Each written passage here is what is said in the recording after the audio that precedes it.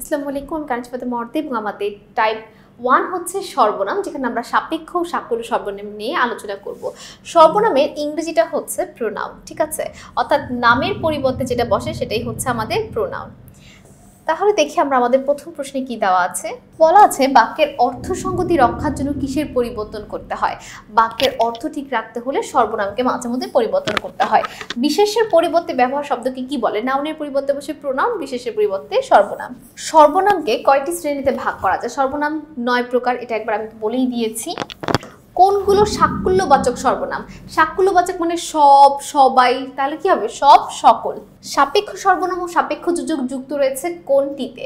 ভিক্ষুককে টাকা দাও, তুমি চেষ্টা না করায় ব্যর্থ হয়েছো, যেহেতু দোষ করেছে সেহেতু শাস্তি পাবে, তাহলে এটা কি? সাপেক্ষ, যেহেতু সেহেতু। যেমন কর্ম তেমন ফল বাক্যের নিম্নরেখা পদ দুটি কোন ধরনের?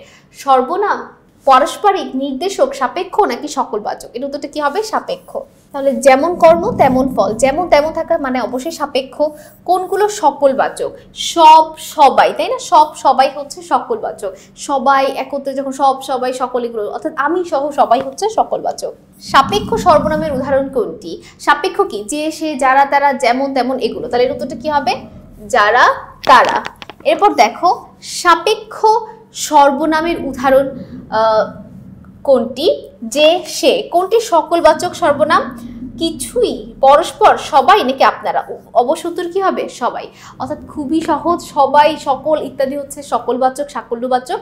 আর আমাদের হচ্ছে সাপেক্ষ হচ্ছে যে, সে, যারা, তারা, যেমন তেমন। একটার সাপেক্ষে যখন আরেকটা কাজ আসবে, যেমন তেমন, যেমন কর্ম তেমন ফল, যে, সে, যদি, তবে, এই সব।